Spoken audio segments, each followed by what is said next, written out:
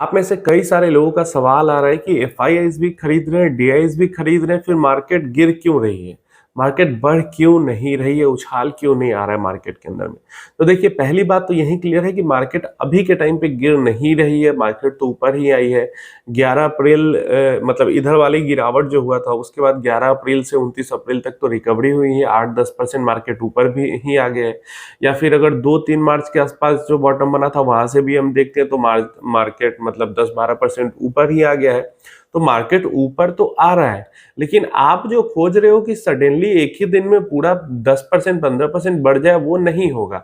Market ऐसे ही धीरे धीरे करके ही ऊपर नीचे करके ही ऊपर की तरफ चलती है, वॉलेटिलिटी के साथ। ये पार्ट ऑफ द गेम है और इसको बर्दाश्त करना पड़ेगा। हाँ, कुछ दिन है, जैसे अप्रैल के महीने में कुछ दिन ऐसे हुए हैं जहां पे एफआईआईज भी खरीद रहे हैं, डीआईआईज भी खरीद रहे हैं, फिर भी मार्केट गिर रही है। तो ऐसा इसलिए हो रहा है क्योंकि रिटेलर्स के तरफ से सेलिंग आ रही है। रिटेल इन्वेस्टर जिसके अंदर आते हैं, एचयूएफ आ जाता है, हिंदू अनडिवाइडेड फैमिलीज आ जाती है, पार्टनरशिप फर्म आ जाते हैं, प्रोप्राइटरशिप फर्म आ जाते हैं, एनआरआईज हो जाते हैं, इंडिविजुअल इन्वेस्टर हो जाते हैं।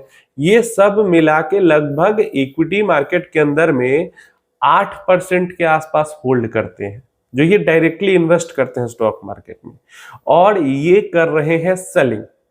इसके अलावा जो प्रमोटर्स होते हैं कंपनीज के, वो भी तो बाइंग सेलिंग करते रहते हैं। जो गवर्नमेंट होती है वो भी कभी कभी सेल करती है। तो इन सब का डेटा एफआईआईज एंड डीआईआईज से अलग होता है। आपको इंडिविजुअल रिटेलर्स का डेटा जो है वो एनएससी के वेबसाइट पे मिल जाएगा। इस महीने में मतलब 11 अप्रैल से लेकर 29 अप्रैल के बीच में सिर्फ इन रिटेलर्स ने, प्रमोटर वगैरह की बात नहीं कर रहा हूं, 20,000 करोड़ की सेलिंग की है।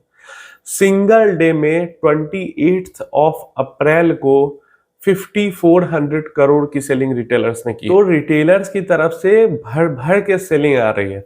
डोंट नो किस बात का पैनिक क्रिएशन हो गया। जब तक एफआईआईज बेच रहे थे तब तक रिटेलर्स नहीं बेच रहे थे, और अब रिटेलर्स बेच रहे हैं और एफआईआईज खरीद रहे हैं। जो अल्टीमेट गेम होता है उनका, वही प्ले आउट हो रहा है यहाँ पे। रिटेलर्स बेच रहे हैं, इंडिविजुअल्स बेच रहे हैं, और एफआईआईज अब खरीदारी कर रहे हैं। हम देख रहे हैं लगातार हर सेशन में एफआईआईज खरीदारी कर रहे हैं। डीआईआईज तो हमेशा से ही खरीदारी करते आ रहे हैं, 1-2 सेशन में कभी कभी बेच लेते हैं। तो जो हम हैं, आप हैं, हम लोग क्या है, हम भी रिटेल इन्वेस्टर हैं, लेकिन हम म्यूचुअल फंड के थ्रू इन्वेस्ट करते हैं। तो अगर हम पैनिक में आएंगे तो हमारा दिखेगा डीआईआईज के अंदर में डेटा कि हम म्यूचुअल फंड इन्वेस्टर बहुत ज्यादा पैनिक कर रहे हैं। तो इस कारण से वहां पे हमें सेलिंग होती है, सेलिंग प्रेशर दिखेगा।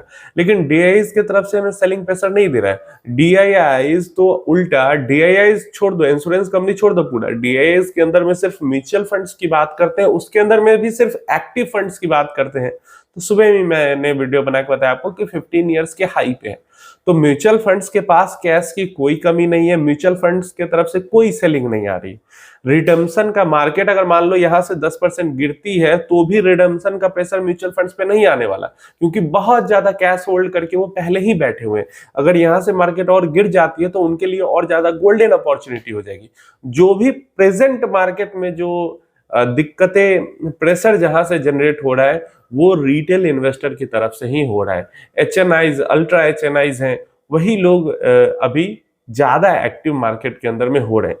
और जो एफआईआईज हैं, जो फॉरेन इंस्टीट्यूशन है, डोमेस्टिक इंस्टीट्यूशन है, ये लोग अपना शांति से अपना काम कर रहे हैं। अब देखिए, एक और टॉपिक के ऊपर इसी वीडियो के अंदर बात कर लेते हैं।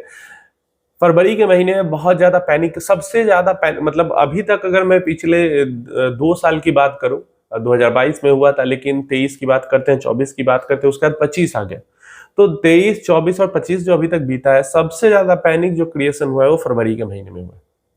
और वो भी इन्वेस्टर की तरफ से नहीं, वो सामने की तरफ से हुआ है, बड़े लोगों की तरफ से हुआ है।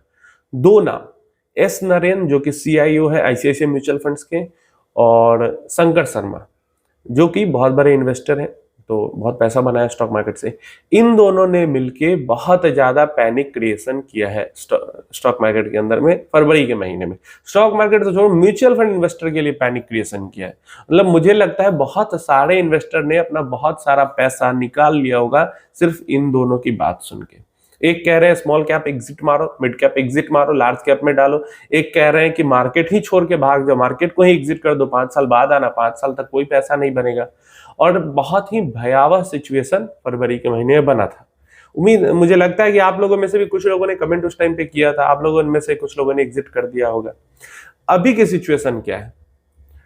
फरवरी एंड में लो बना था वही 3 मार्च के आसपास। तो उस लो से जब उन्होंने ये बात बोली थी उसी टाइम लो बन गया था, और उसके बाद से लार्ज कैप इंडेक्स 8% ऊपर है, मिड कैप इंडेक्स 11% ऊपर है, और स्मॉल कैप इंडेक्स 13% ऊपर है, 12-13% ऊपर है। अब बताओ आप क्या फायदा हुआ? जो लोगों ने उनकी बात सुन के मार्केट को एग्जिट किया होगा, ये तो उनका छूट गया होगा। और ये भी समझ लो, अगर यहां से 10% और गिरती है, दोबारा उनको मौका मिलता है इन्वेस्ट करने का, फिर भी वैसे लोग इन्वेस्ट नहीं करेंगे, क्योंकि वो लोग इन्फ्लुएंस्ड हो चुके हैं उनकी बातों से कि पैसा नहीं बनेगा, रिटर्न नहीं बनेगा। म्यूचुअल फंड खुद चलाते हैं और खुद लोगों का नुकसान करवा दिया उन्होंने। मतलब सेबी को, मुझे तो लगता है सेबी को एक्शन लेना चाहिए था। खासकर शंकर शर्मा छोड़ दो, वो नहीं है म्यूचुअल फंड से जुड़े हुए, वो सिर्फ इन्वेस्टर है, अपना इंडिविजुअल राय देते हैं। लेकिन जो आईसीआईसीआई म्यूचुअल फंड के सीईओ हैं एस नरेन साहब, उन्होंने तो जो डिस्ट्रीब्यूटर्स का मीटिंग था उसके अंदर पूरा बोला था।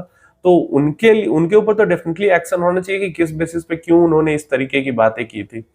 अब जितने लोगों ने उनकी, और यही रीजन होता है, मैं आपको बार बार कहता हूं, दूसरों की बातों को छोड़ो, खुद की बातों को सुनो, अपने दिमाग की बात सुनो और अपने एनालिसिस पे भरोसा रखो।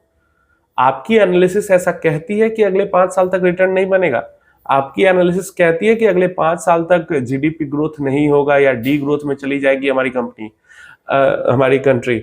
आपको लगता है कि अगले 5 साल तक या 6 साल तक, मतलब 5-6% की भी ग्रोथ, अभी जीडीपी ग्रोथ प्रोजेक्शन आई 6.7% के आसपास की, 5-6% से भी नहीं बढ़ेगा। अगर हमारा जीडीपी 5-6% से भी बढ़ता है तो लार्ज कैप फंड में भी मिनिमम 10% से ऊपर का रिटर्न बनेगा। तो कैसे आप ये मानकर और आप लोग म्यूचुअल फंड को एग्जिट कर रहे हो कि पैसा तो बनेगा ही नहीं यहाँ पे? और यही डीमोटिवेशन हो जाता है। मतलब उन्होंने अपना पैसा बना लिया, उनकी अच्छी खासी जॉब चल रही है, वो इन्वेस्टिंग नहीं भी करेंगे तो कोई फर्क नहीं पड़ता। जिस लाइफ एज पे वो है, वो लोग इन्वेस्टिंग नहीं करेंगे तो भी कोई दिक्कत नहीं है उनको। लेकिन आप लोग जो उनकी बात सुन के इन्फ्लुएंस हो जा रहे हो और अपनी एनालिसिस पे भरोसा नहीं करते हो, अपनी इन्वेस्टमेंट पे भरोसा नहीं करते हो, अपनी स्टडी रिसर्च पे भरोसा नहीं करते हो, तो फिर आप डिजर्व नहीं ही करते हो पैसा बनाना यहाँ से।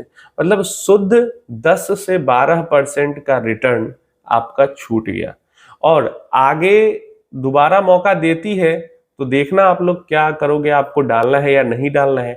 और दोबारा अगर मौका नहीं मिल पाता है, अगर 24,300 का जो लेवल है वो मतलब सपोर्ट की तरह रह जाता है और यहाँ से ऊपर की तरफ ब्रेकआउट मिल जाता है, तो फिर से 21 और 20,000 का लेवल, तो मतलब 21,800 के आसपास का लो बना था, तो वो तो नहीं ही मिल पाएगा। तो शुद्ध आपका 10 से, लार्ज कैप के अंदर भी रहते तो 8%, और मिड स्मॉल कैप के रहते तो 11 से 13% तक का शुद्ध रिटर्न आपका छूट गया। अब ये किसकी गलती है? आपकी गलती है या दूसरे की गलती है? कमेंट में ये जरूर बताना, आपकी है गलती या दूसरों की गलती।